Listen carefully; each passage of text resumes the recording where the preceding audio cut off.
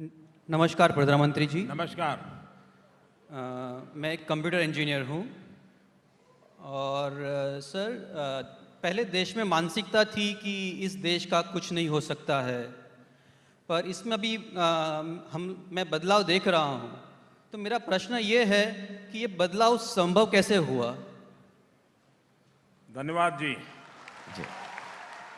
मैं सबसे पहले तो आपका धन्यवाद करता हूं, आपका अभिनंदन करता हूं कि आपने बदलाव को महसूस किया।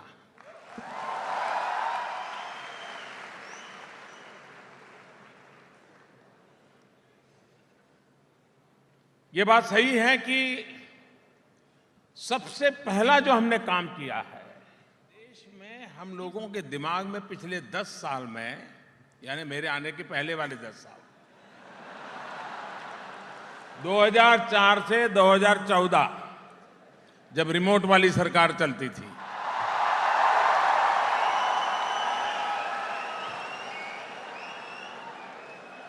उस समय के हालात ये थे कि हर किसी ने मान लिया कुछ होने वाला, खेल खत्म। अब ऐसे ही गुजारा कर लो भाई, जो नसीब में था वो होगा। एक मानसिकता घर कर गई थी, कुछ भी नहीं बदल सकता है। हमने सबसे पहला काम किया है, उन मानसिकता को ही बदल दिया है। सब कुछ बदल सकता है। आपने देखा होगा कि पहले अखबारों की सुर्खियां देख लीजिए, 2013-14 के अखबार निकालिए, आए दिन खबर आती रही, ये घोटाला, वो घोटाला, ये घोटाला, आता तक नहीं आता था। 4.5 साल हो गए, खबरें बदली कि नहीं बदली? हेडलाइन बदली कि नहीं बदली?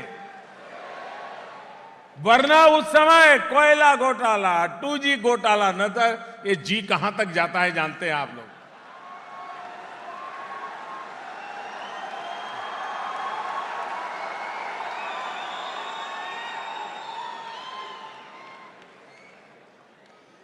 एक छोटा उदाहरण देता हूं, 26/11 हुआ था, याद है?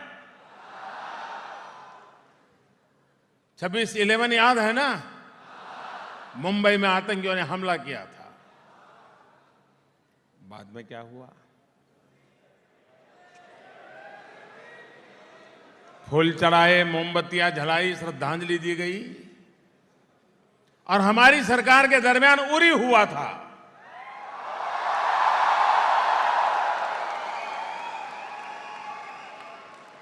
उरी के बाद क्या हुआ? क्या हुआ? ये बदल हुआ कि नहीं हुआ? तब इतनी बड़ी मात्रा में निर्दोष लोगों को मौत के घाट उतार दिया गया और सरकार सोचती रही।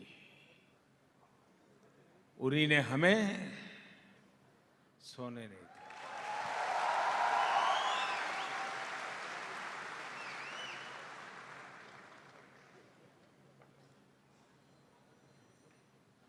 जवान के खून का एक एक बूंद हमारे लिए पवित्र होता है।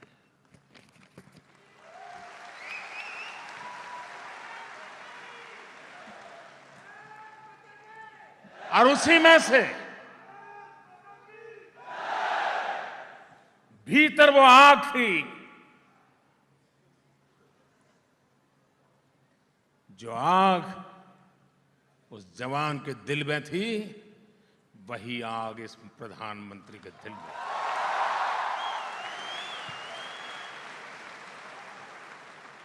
और उसी का परिणाम हुआ सर्जिकल स्ट्राइक।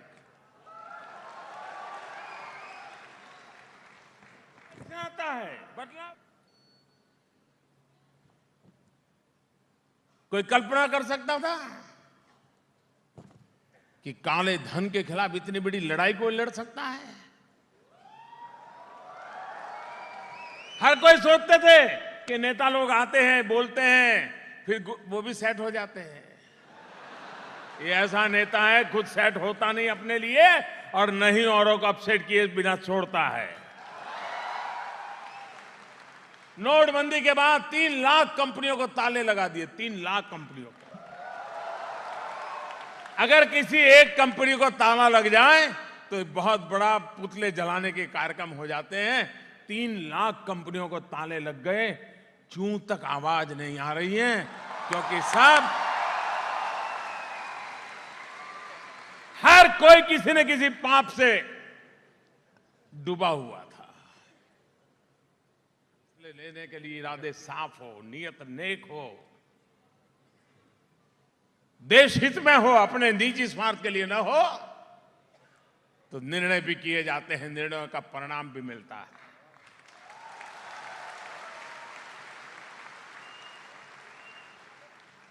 कोई कल्पना कर सकता है कि हिंदुस्तान में सुबह टीवी खोलते ही समाचार आते हैं, आज इतने आतंकवादी मारे, आज इतने मारे।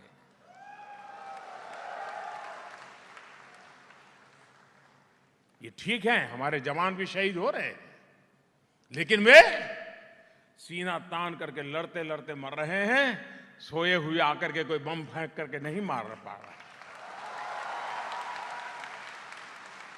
एक वक्त था, कभी मुंबई में बम धमाका, कभी रेल के डिब्बे में बम धमाका, कभी दिल्ली में बम धमाका,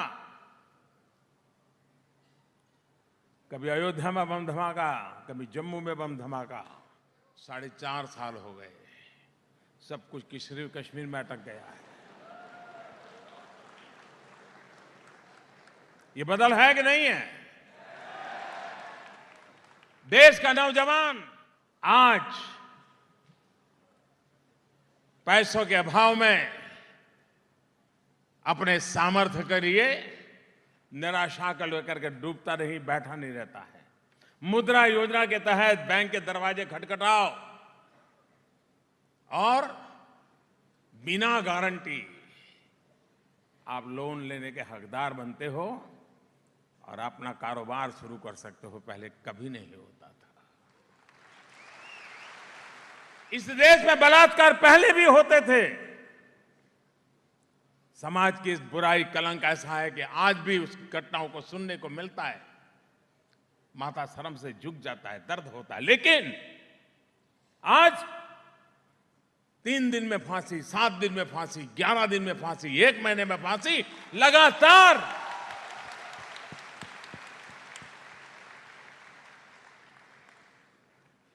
उन बेटियों को न्याय दिलाने के लिए एक के बाद एक कदम उठाए जा रहे हैं और नतीजे नजर आ रहे हैं। लेकिन देश का दुर्भाग्य है कि बलात्कार की घटना तो 7 दिन तक टीवी पर चलाई जाती है, लेकिन फांसी की सजा की खबर आकर के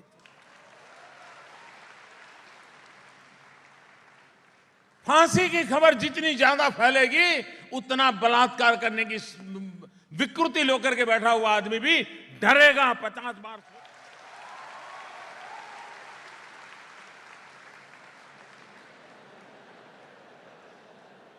मेरा कहने का तात्पर्य यह है कि देश बदल रहा है, उसका मूल कारण है 125 करोड़ देशवासियों ने तय कर लिया है कि बस अब बदल के रहना है।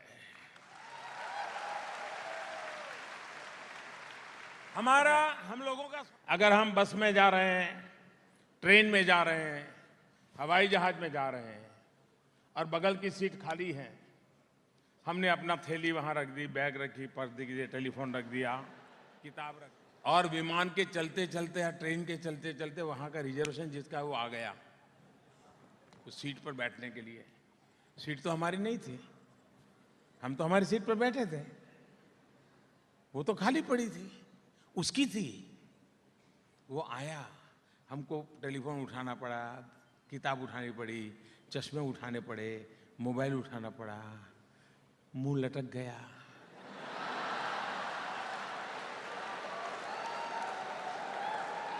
ये कहां से आ गया? एक सीट खाली थी, मैं आराम से बैठा था, सीट आपकी नहीं थी, फिर भी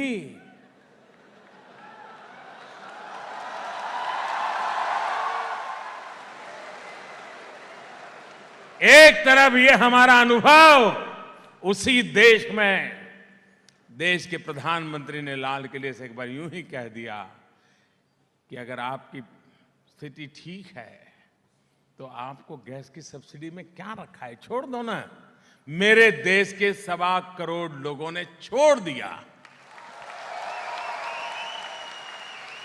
ये जन मन बदला है। 125 करोड़ देशवासियों का जन मन जो बदला है वो देश को बदल के रहेगा, ये मेरा विश्वास है। रेल के अंदर सीनियर सिटीजन्स को सब्सिडी मिलती है, टिकट में पैसों में राहत मिलती है। मैंने ऐसे ही कहा रेलवे वालों को, जरा जो पर्ची होती है फॉर्म उसमें लिख दो कि भाई मैं सब्सिडी सरेंडर करना चाहता हूं, मुझे जरूरत नहीं है। इतना ही लिखा। मैंने कभी भाषण नहीं किया इस पर, न कोई अपील की, कुछ नहीं किया। आपको जानकर के खुशी होगी, मेरी लास्ट जो जानकारी थी करीब करीब 40-45 लाख ऐसे सीनियर सिटीजन जिन्होंने लिखा कि मुझे सब्सिडी नहीं चाहिए।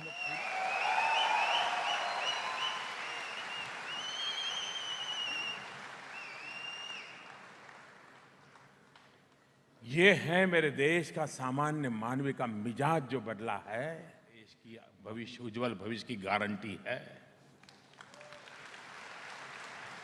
ये आशा, ये विश्वास, ये आत्मविश्वास, ये सपने